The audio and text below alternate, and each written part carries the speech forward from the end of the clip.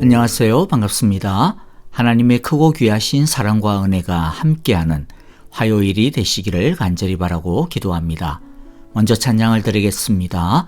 찬송가 292장 주 없이 살 수 없네 찬양 드릴 때 구주의 사랑으로 흘리신 그 귀하신 보혈이 우리의 소망, 우리의 위로, 우리의 영광이 됩니다. 함께 찬양하겠습니다.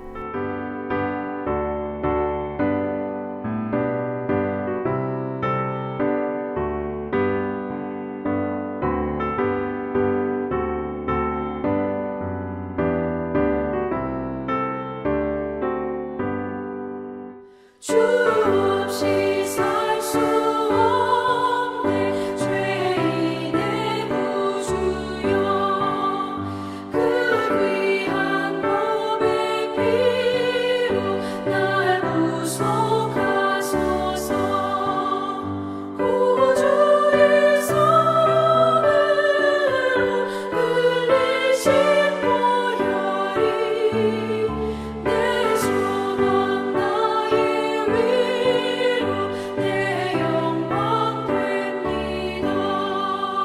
주 없이 살 수 없네 나 혼자 못 서리 힘없고 부족하며 지혜도 없도다 내 주는 나의 생명 또 나의 힘이라 주님을 의지하여 지혜를 얻으리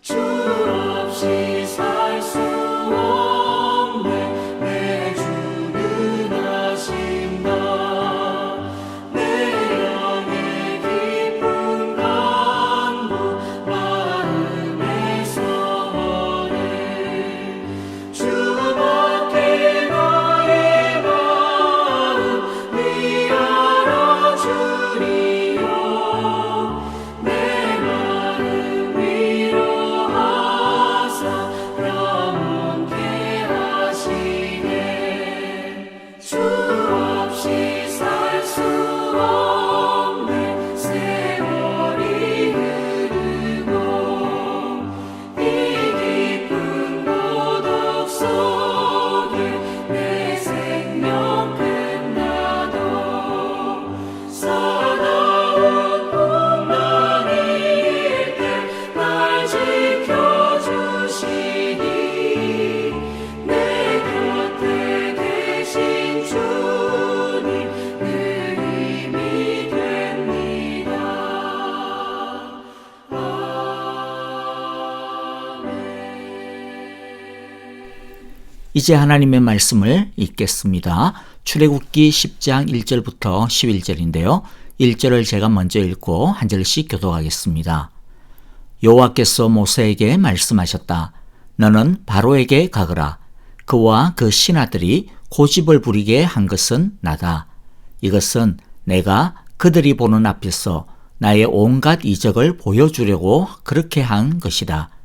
그뿐만 아니라 내가 이집트 사람들을 어떻게 벌하였는지를 그리고 내가 그들에게 어떤 이적을 보여주었는지를 내가 너의 자손에게도 알리게 하려고 또 내가 여호와임을 너희에게 가르치려고 그렇게 한 것이다.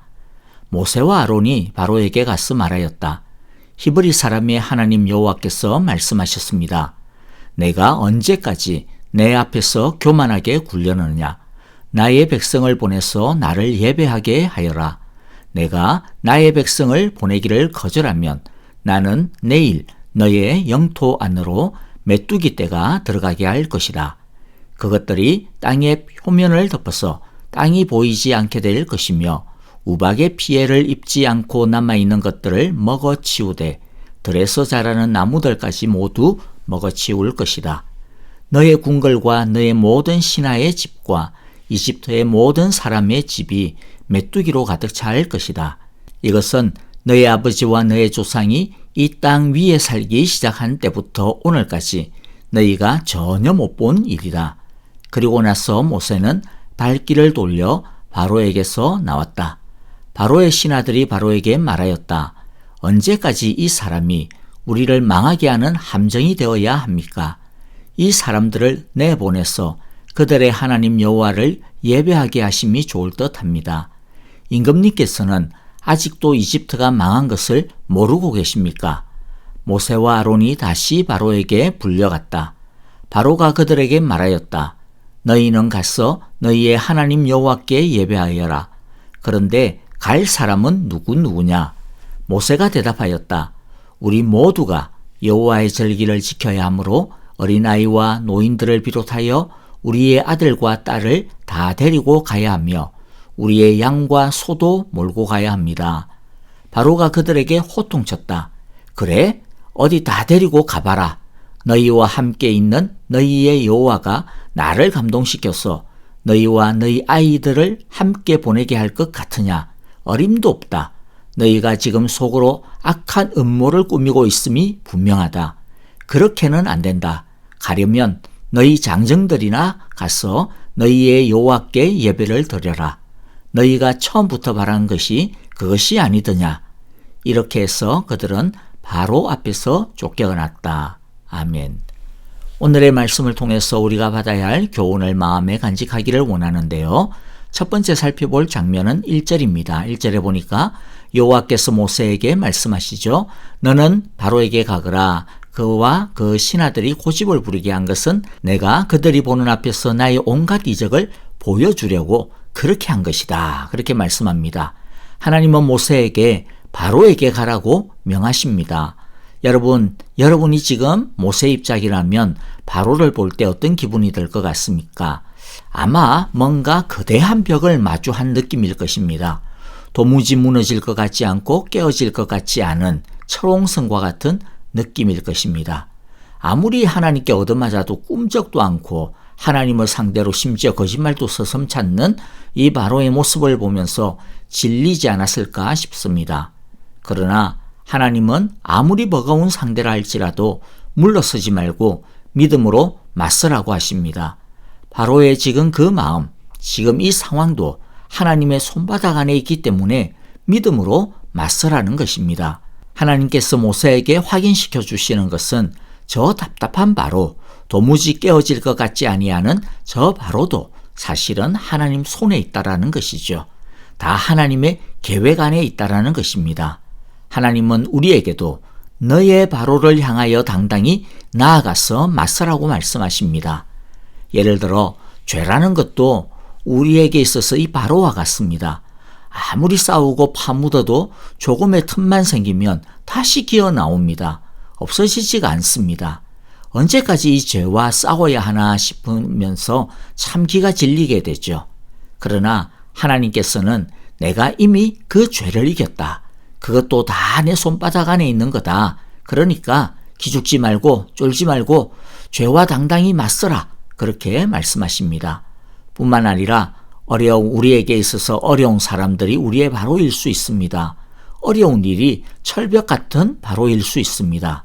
그 앞에서 우리는 헐 하고 이렇게 그냥 기가 차 있을 텐데 그런 우리에게 하나님은 말씀하시는 겁니다. 뒤로 물러서지 마. 주저앉지 마. 그 철옹성 같은 그 사람에게로 나아가거라. 맞서라. 그렇게 말씀합니다. 너가 맞서서 대적할 때에 내가 일하는 것을 너가 보게 될 것이다. 우리에게 약속해 주고 계신 것이죠.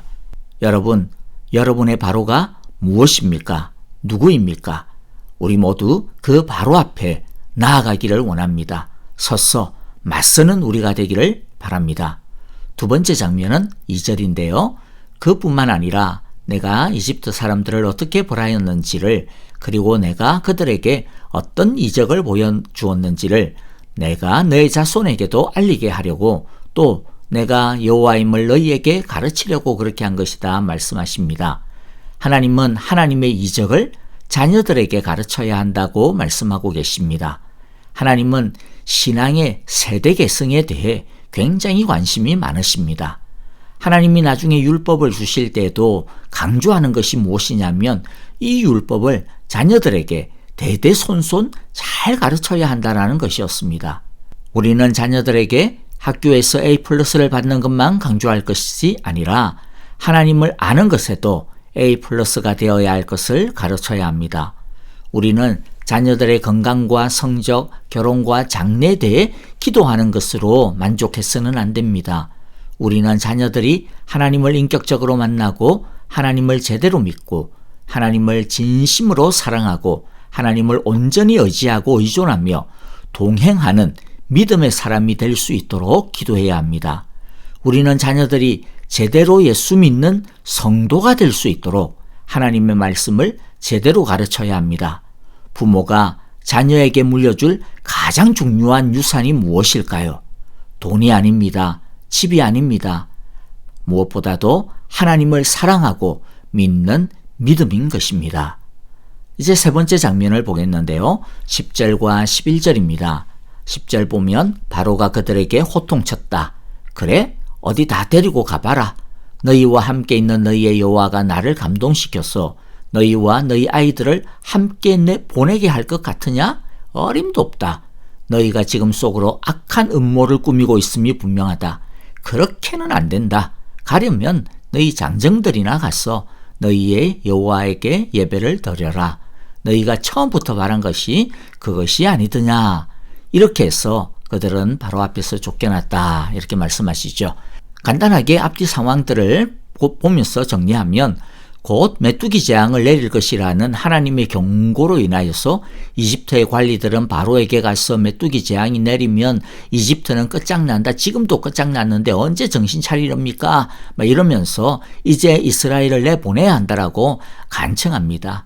이에 바로는 이스라엘을 내보내기는 하겠지만은 아이들은 데려갈 수 없고 어른들만 가라.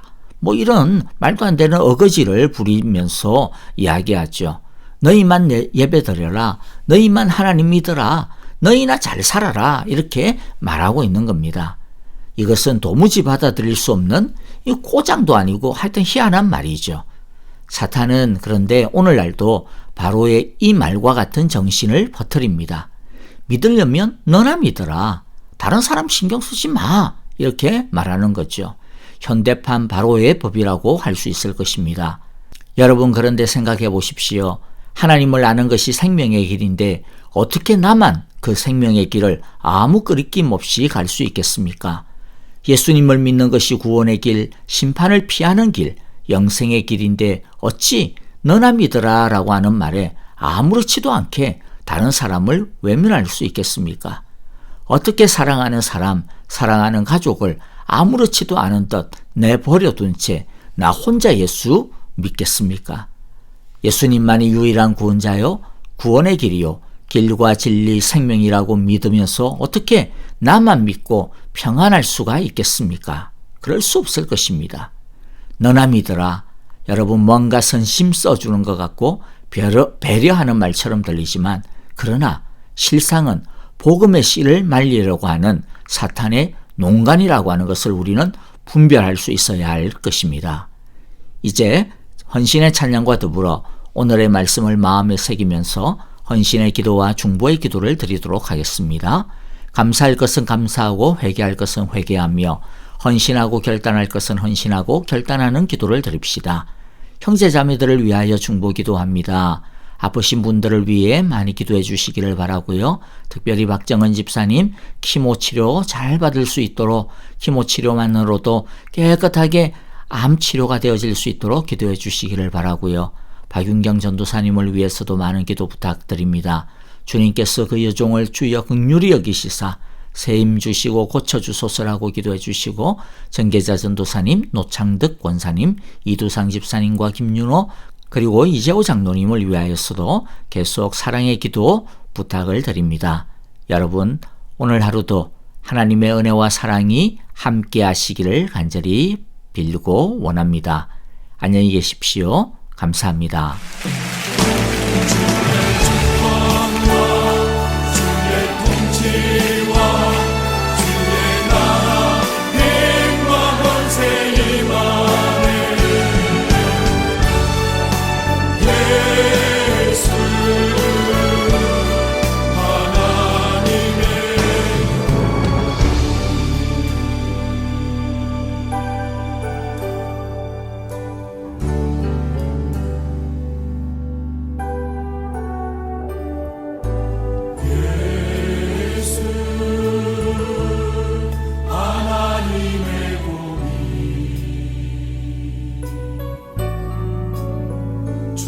독생자 그의 나라 임하시네.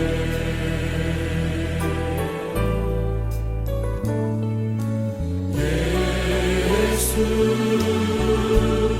제물이 되신